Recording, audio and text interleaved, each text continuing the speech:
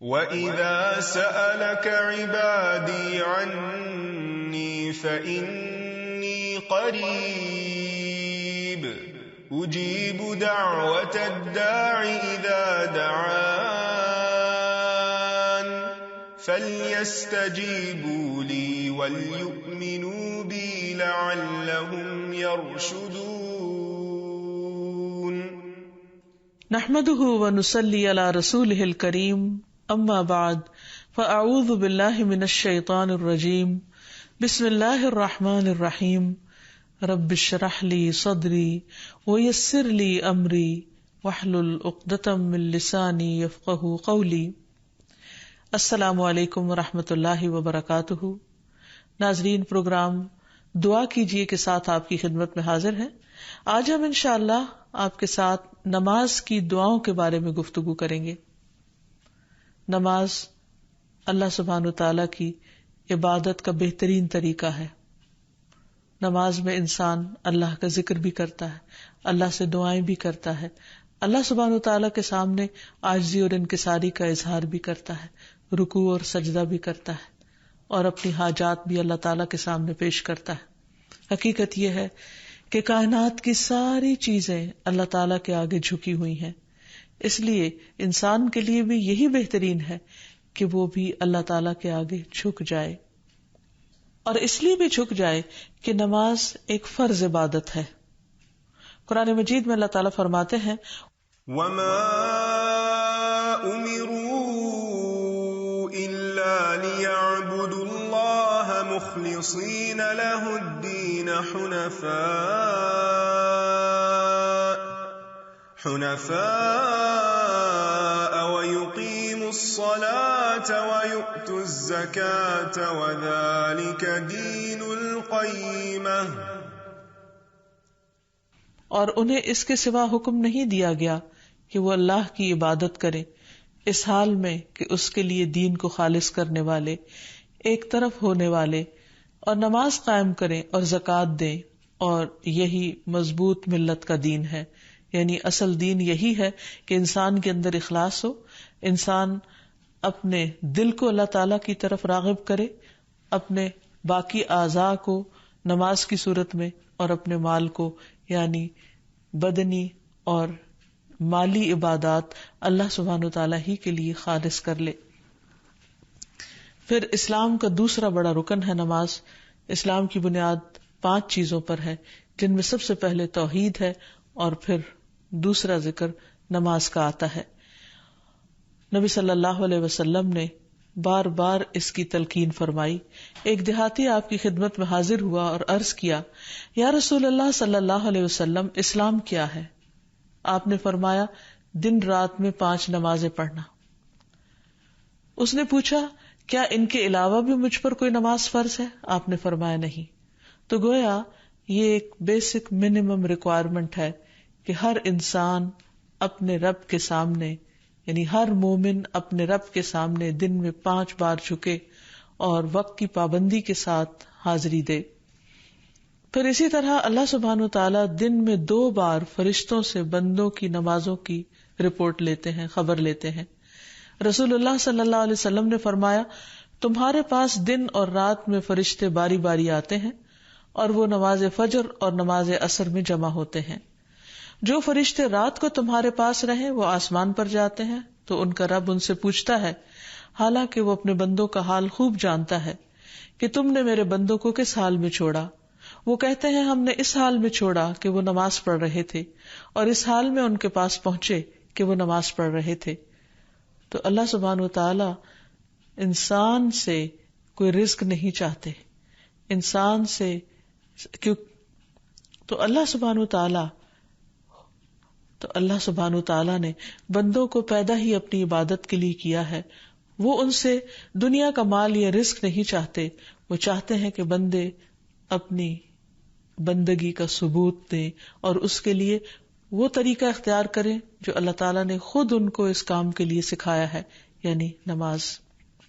پھر اس کے علاوہ یہ بات بھی یاد رہے کہ نماز صرف ایک فریضہ ہی نہیں، یا نماز صرف اللہ سبحانہ وتعالی کا حکم ماننا ہی نہیں، بلکہ نماز انسان کے گناہوں کی آگ کو بجھانے کا کام بھی دیتی ہے، یعنی خود انسان کے لیے پیوریفیکیشن اور تزکیہ کا کام کرتی ہے اور اس کو برے انجام سے بچاتی ہے۔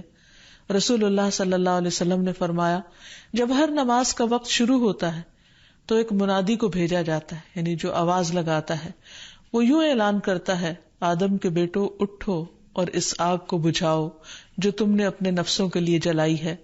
تو وہ کھڑے ہوتے ہیں اور وضو کرتے ہیں تو ان کی آنکھوں سے گناہ جھڑ جاتے ہیں، اور جب وہ نماز پڑھتے ہیں تو اس اور سابقہ نماز کے درمیانی وقفے میں ہونے والے گناہ بخش دیے جاتے ہیں۔ پھر وہ لوگ گناہ کر کے آگ جلاتے ہیں۔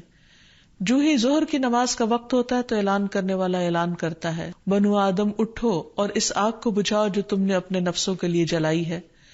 اور یہ اعلان سن کر وہ کھڑے ہوتے ہیں، وضو کرتے ہیں، نماز پڑھتے ہیں، تو اس نماز اور سابقہ نماز کے مابین ہونے والے گناہ بخش دیے جاتے ہیں، اور اسی طرح باقی تمام نمازوں کے وقت بھی ایسا ہی ہوتا ہے۔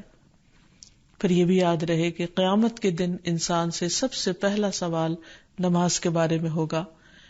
حدیث میں آتا ہے کہ اللہ تعالیٰ فرشتوں سے فرمائے گا، حالانکہ وہ خود ہی خوب جاننے والا ہے، کہ میرے بندے کی نماز دیکھو کہ کیا اس نے اس کو پورا کیا ہے یا اس میں کوئی کمی ہے۔ چنانچہ اگر وہ کامل ہوئی تو پوری کی پوری لکھ دی جائے گی، اور اگر اس میں کوئی کمی ہوگی تو اللہ تعالیٰ فرمائے گا، دیکھو کیا میرے بندے کی کچھ نوافل بھی ہیں، یعنی فرض کی کمی نوافل سے پوری کی جائے گی۔ اگر نفل ہوں گے تو اللہ تعالیٰ فرمائے گا، میرے بندے کے فرضوں کو اس کے نفلوں سے پورا کر دو۔ پھر اسی انداز سے دیگر اعمال لیے جائیں گے۔ پھر اسی طرح یہ ہے کہ باقی اعمال کی درستگی کا انحصار بھی نماز کی درستگی پر ہے، کیونکہ نماز میں انسان دراصل اللہ سبحانہ وتعالیٰ کے حضور حاضر ہوتا ہے اور اس بات کا وعدہ کرتا ہے کہ ایاک نعبد، صرف تیری ہی ہم عبادت کرتے ہیں۔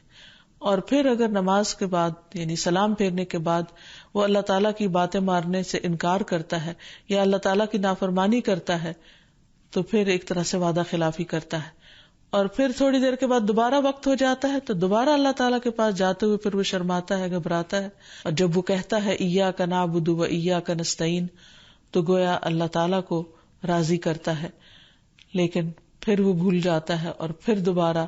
تو اس طرح نماز انسان کو مسلسل گناہوں سے پاک کرتی رہتی ہے، بری عادات سے پاک کرتی رہتی ہے، اللہ تعالیٰ کی عبادت کے قابل بناتی ہے، اور پھر یہ بھی کہ نہ صرف یہ کہ انسان کی دنیاوی حالت کو درست کرتی ہے بلکہ قبر میں بھی اس کے لیے روشنی کا ذریعہ ہوگی، اس کی حفاظت کا ذریعہ ہوگی۔ اور قبر میں بندے کی حسرت کیا ہوگی؟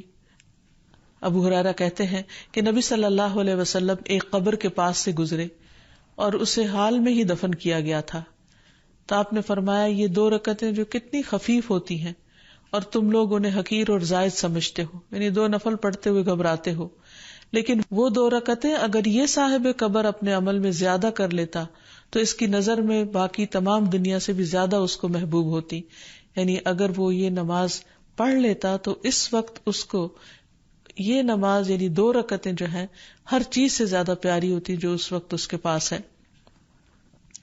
یہ بھی یاد رہے کہ نبی صلی اللہ علیہ وسلم کے آخری الفاظ نماز کے بارے میں تھے، اور اسلام میں بچوں کو بھی سب سے پہلے دین کی جو چیز سکھانے کی ضرورت ہے وہ نماز ہی ہے، یعنی عملی زندگی میں۔ چونکہ اس نماز کے بہت سارے فائدے ہیں، اس لیے انسان کو نماز شوق کے ساتھ پڑھنی چاہیے اور اس کو اپنے اوپر بوجھ نہیں سمجھنا چاہیے۔ نماز اللہ سبحانہ وتعالیٰ کی رحمت کا ذریعہ ہے۔ اللہ تعالیٰ فرماتے ہیں وَأَقِيمُوا الصَّلَاةَ وَآتُوا الزَّكَاةَ وَأَطِيعُوا الرَّسُولَ لَعَلَّكُمْ تُرْحَمُونَ، نماز قائم کرو، زکوٰۃ ادا کرو، رسول کی اطاعت کرو تاکہ تم پر رحم کیا جائے۔ نبی صلی اللہ علیہ وسلم نے فرمایا، جب تم میں سے کوئی شخص نماز کے لیے کھڑا ہوتا ہے تو اللہ تعالیٰ کی رحمت اس کی طرف متوجہ ہوتی، یعنی وہ رحمت کا مستحق ہو جاتا ہے، اور ایسے بندے سے اللہ سبحانہ وتعالیٰ خوش ہوتے ہیں، کیونکہ ایسے لوگ اللہ تعالیٰ کو راضی کرنے کے لیے دوڑ دھوپ کر رہے ہوتے ہیں۔ فرمایا، جو مسلمان مرد نماز اور ذکر کے لیے مسجدوں میں پابندی سے حاضر ہوتا ہے، اللہ تعالیٰ اس سے ایسا خوش ہوتے ہیں جس طرح مسافر کے گھر والے اس کے گھر واپس آنے پر خوش ہوتے ہیں۔ یعنی ایک شخص لمبے طویل سفر کے بعد جب گھر لوٹتا ہے تو گھر والوں کی خوشی کا ٹھکانہ نہیں ہوتا، تو اسی طرح جب ایک بندہ اپنے دنیا کے کام کاج چھوڑ کر مسجد میں حاضری دیتا ہے تو اللہ سبحانہ وتعالیٰ بھی اس سے اسی طرح خوش ہوتے ہیں. پھر اسی طرح خصوصی طور پر جو شخص فجر کی نماز پڑھتا ہے وہ اللہ کے ذمے میں آ جاتا ہے، اللہ تعالیٰ کی پناہ میں آ جاتا ہے. رسول اللہ صلی اللہ علیہ وسلم نے فرمایا جس نے صبح کی نماز پڑھی وہ شام تک اللہ کے ذمے میں ہے. پھر اسی طرح ایسا شخص فرشتوں کی دعائیں پاتا ہے. رسول اللہ صلی اللہ علیہ وسلم نے فرمایا جب کوئی شخص نماز کے بعد اپنی جائے نماز پر بیٹھا رہتا ہے تو فرشتے اس پر صلاۃ پڑھتے رہتے ہیں. اور فرشتوں کی صلاۃ کیا ہے؟ اللہم اغفر لہ، اللہم ارحمہ، اے اللہ تو اسے بخش دے، اے اللہ تو اس پر رحم فرما. تو اس سے یہ بھی پتہ چلتا ہے کہ نماز کا سلام پھیرتے نہیں اٹھ جانا چاہیے، بلکہ اپنی جگہ پر بیٹھ کر دعا کرنی چاہیے، ذکر کرنا چاہیے. اور خاص طور پر اگر ایک نماز کے بعد دوسری نماز کا انتظار کرنا پڑے تو اس سارے وقت میں، اس سارے عرصے میں ایسا شخص فرشتوں کی دعائیں لیتا رہتا ہے. پھر اسی طرح یہ ہے کہ نماز سے انسان کے گناہ جھڑتے ہیں، اس کے بوجھ ہلکے ہوتے ہیں، اور پھر انسان کو پاک کرنے کا ذریعہ بنتی ہے. رسول اللہ صلی اللہ علیہ وسلم نے فرمایا جب بندہ وضو کرتا ہے اور کامل وضو کر کے نماز شروع کرتا ہے اور کامل یعنی مکمل نماز پڑھتا ہے تو اپنی جگہ سے ایسے نکلتا ہے جیسے ماں کے پیٹ سے وہ اپنے تمام گناہوں سے پاک ہو چکا ہوتا ہے. ویسے بھی آپ صلی اللہ علیہ وسلم نے ایک مشہور اگزامپل میں یہ سمجھایا کہ کیا تم میں سے کسی شخص کے دروازے پر اگر نہر ہو اور وہ دن میں 5 مرتبہ اس میں نہائے تو اس کے جسم پر کوئی میل کچیل باقی رہے گا؟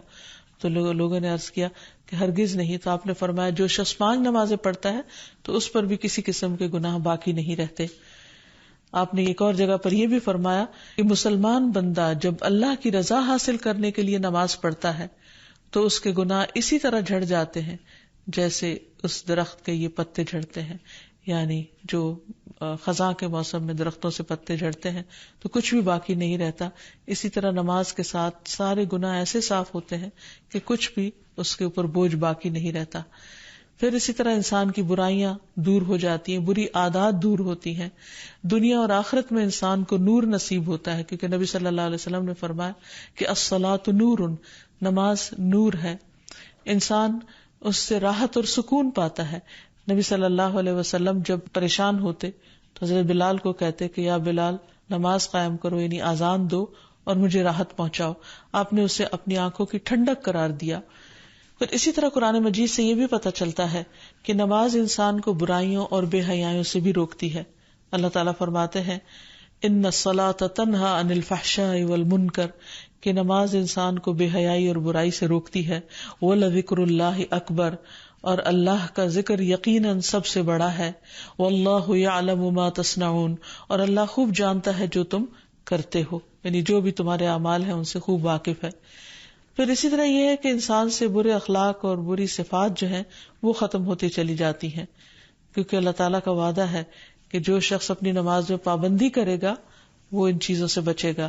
ان الانسان خلق ہلوعا اذا مسہ الشر جزوعا واذا مسہ الخیر منوعا الا المصلین الذین هم علی صلاتهم دائمون.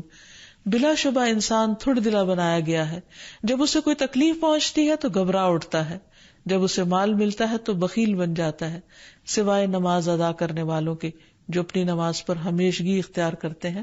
یعنی ایسے لوگ پھر ان برائیوں سے بچ جاتے ہیں. پھر اسی طرح روزمرہ زندگی میں پیش آنے والے جو فتنے ہیں ان کا کفارہ بھی نماز بنتی ہے. پھر اسی طرح قیامت کے دن برہان اور نجات کا ذریعہ بنے گی نماز، اور جو شخص نمازیں ضائع نہ کرے اس سے جنت کا وعدہ کیا گیا ہے.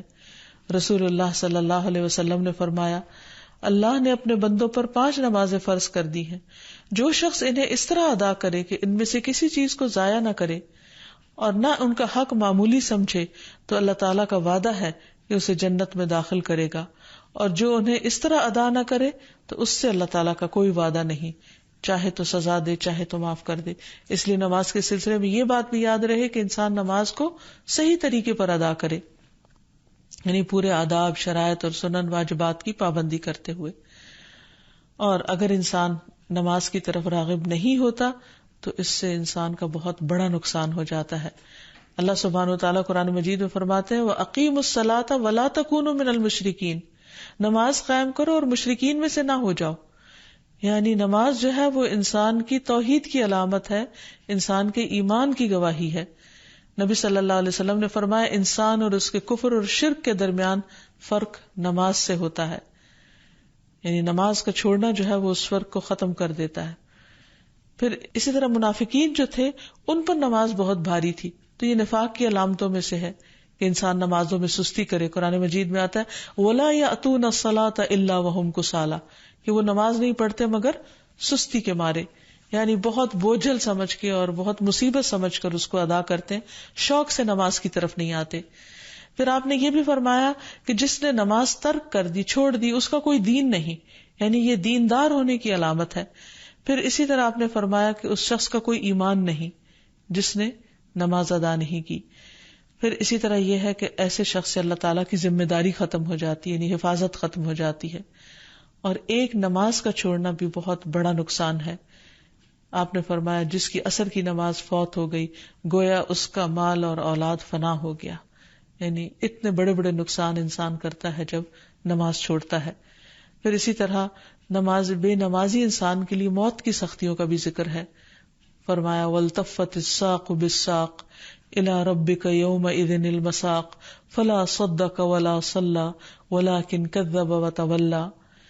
اور پنڈلی پنڈلی کے ساتھ لپٹ جائے گی، اس دن تیرے رب ہی کی طرف روانگی ہے، سو اس نے نہ تصدیق کی اور نہ نماز ادا کی، لیکن اس نے جھٹلایا اور منہ پھیرا. یعنی یہ موت کے دن کا منظر ہے کہ اس وقت انسان کی حالت کیا ہوگی اگر وہ دنیا میں اللہ کی عبادت نہیں کرتا اور نماز نہیں پڑھتا. اسی طرح نماز سے غافل جو ہے اس کے لیے قبر میں بھی سزا بتائی گئی. سمرہ بن جندب کہتے ہیں نبی صلی اللہ علیہ وسلم کے خواب کو بیان کرتے ہوئے آپ نے فرمایا کہ جس ایک شخص کو دیکھا آپ نے کہ جس کا سر پتھر سے کچلا جا رہا تھا، وہ قرآن کا حافظ تھا مگر وہ قرآن سے غافل ہو گیا تھا اور فرض نماز پڑھے بغیر سو جایا کرتا تھا. یعنی ایون اگر کسی نے قرآن مجید حفظ کر رکھا ہے تو وہ بھی فائدہ نہیں دے گا جب تک کہ انسان نماز کی پابندی نہ کرے. پھر اسی طرح قرآن مجید میں ان لوگوں کے لیے بھی وعید ہے جو نمازوں کو ضائع کر دیتے ہیں. فرمایا فویل للمصلین الذین هم عن صلاتهم ساہون. پھر ایسے نمازیوں کے لیے ہلاکت ہے جو اپنی نماز سے غافل رہتے ہیں. اس آیت کی تفسیر میں مصعب بن سعد کہتے ہیں کہ میں نے اپنے والد سے کہا ابا جان، اللہ تبارک و تعالیٰ کا یہ فرمان ہے کہ الذین هم عن صلاتهم ساہون، تو ہم میں سے کون ہے جو نماز نہیں بھولتا اور کس کے دل میں خیالات نہیں گزرتے؟ تو انہوں نے کہا اس کا یہ مطلب نہیں، بلکہ اس آیت سے وقت کا ضائع کرنا مراد ہے کہ انسان فضول کاموں میں لگا رہے یہاں تک کہ نماز کا وقت چلا جائے، قضا ہو جائے یا بہت تاخیر کر دے انسان. اور پھر اہل جہنم سے لوگ، اور قیامت کے دن جب اہل جہنم سے یہ پوچھا جائے گا ما سلککم فی سقر، تم نے جہنم میں تمہیں کیا چیز لے گئی؟ قالوا لم نک من المصلین، تو وہ کہیں گے کہ ہم نماز پڑھنے والوں میں سے نہ تھے. ولم نک نطعم المسکین، اور ہم مسکین کو کھانا نہیں کھلاتے تھے. وکنا نخوض مع الخائضین، اور ہم بحثیں کرنے والوں کے ساتھ مل کر بحثیں کیا کرتے تھے. دین کو ہم نے صرف بحث مباحثے کی چیز بنا رکھا تھا، عمل کی نہیں، ایمان کی نہیں. تو اس لیے بہت ضروری ہے کہ انسان نمازوں کی پابندی کرے اور درست طریقے پر ان کو پڑھے. لیکن اگر کسی وجہ سے غفلت ہو رہی ہو یا انسان کا دل نہ چاہتا ہو یا اس کے لیے بوجھل ہو رہی ہو تو انسان اللہ تعالیٰ سے دعا مانگے کہ اللہ تعالیٰ مجھے خشوع و خضوع والی نماز نصیب فرما، کیونکہ اللہ تعالیٰ کا وعدہ ہے قد افلح المؤمنون الذین هم فی صلاتهم خاشعون، یقیناً فلاح پا گئے وہ مومن جو اپنی نمازوں میں خشوع اختیار کرتے ہیں. اور پھر یہ دعا بھی پڑھتا رہے رب اجعلنی مقیم الصلاۃ ومن ذریتی ربنا وتقبل دعا، اے میرے رب مجھے بھی اور میری اولاد کو بھی نماز قائم رکھنے والا بنا، اے پروردگار میری یہ دعا قبول فرما لے. پھر اسی طرح یہ ہے کہ انسان فرض نماز کے بعد خصوصی طور پر دعا کرے کیونکہ وہ دعا کی قبولیت کا وقت ہوتا ہے. پھر ہر نماز کے بعد تسبیحات فاطمہ پڑھے، 33 بار سبحان اللہ، 33 بار الحمدللہ اور 34 بار اللہ اکبر. پھر معوذات یعنی سورۃ الاخلاص، سورۃ الفلق، سورۃ الناس پڑھے. پھر آیت الکرسی پڑھے. پھر نبی صلی اللہ علیہ وسلم کی سکھائی ہوئی دعائیں اللہم انت السلام ومنک السلام تبارکت یا ذا الجلال والاکرام، اے اللہ تو سراپا سلامتی ہے، تجھی سے سلامتی حاصل ہوتی ہے، تو بڑی برکتوں والا ہے، اے جلال اور اکرام والے. پھر اس کے بعد رب اعنی علی ذکرک و شکرک و حسن عبادتک، اے میرے رب اپنا ذکر کرنے، شکر کرنے اور بہترین انداز میں اپنی عبادت کرنے میں میری مدد فرما. پھر اللہم اغفر لی ما قدمت وما اخرت وما اسررت وما اعلنت وما اسرفت وما انت اعلم به منی انت المقدم وانت المؤخر لا الہ الا انت. اے اللہ میرے سب گناہ اور میری سب خطائیں معاف کر دے، جو میں پہلے کر چکا اور جو میں نے بعد میں کی، جو چھپے ہوئے کی اور جو ظاہر میں کی، جو میں حد سے بڑھا رہا اور جن کے بارے میں تو مجھ سے زیادہ باخبر ہے. تو ہی نیکی اور خیر میں آگے کرنے والا اور پیچھے کرنے والا ہے، تیرے سوا کوئی معبود نہیں. پھر اسی طرح لا الہ الا اللہ وحدہ لا شریک لہ لہ الملک ولہ الحمد وہو علی کل شیء قدیر. اللہم لا مانع لما اعطیت ولا معطی لما منعت ولا ينفع ذا الجد منک الجد. اللہ کے سوا کوئی معبود نہیں، وہ تنہا ہے، اس کا کوئی شریک نہیں، بادشاہت اسی کے لیے ہے اور اسی کے لیے تمام تعریفیں ہیں، اور وہ ہر چیز پر قدرت رکھنے والا ہے.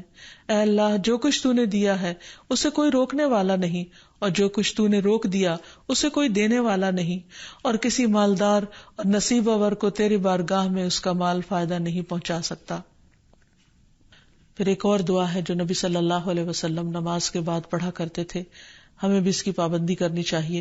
اللہم انی اعوذ بک من عذاب القبر، اللہم انی اعوذ بک من عذاب النار، اللہم انی اعوذ بک من الفتن ما ظہر منها وما بطن، اللہم انی اعوذ بک من فتنة الاعور الکذاب. اے اللہ میں عذاب قبر سے تیری پناہ میں آتا ہوں، اے اللہ میں عذاب جہنم سے تیری پناہ میں آتا ہوں، اے اللہ میں ظاہری اور باطنی فتنوں سے تیری پناہ میں آتا ہوں، اور اے اللہ میں اس کان دجال کے فتنے سے تیری پناہ میں آتا ہوں جو بہت بڑا کذاب ہوگا.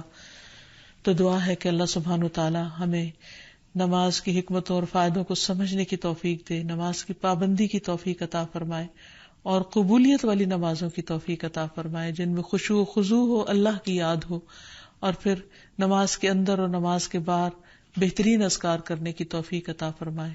اللہ سبحانہ وتعالی ہم سب پر اپنی رحمت نازل کرے. وآخر دعوانا ان الحمد للہ رب العالمین. السلام علیکم ورحمۃ اللہ وبرکاتہ.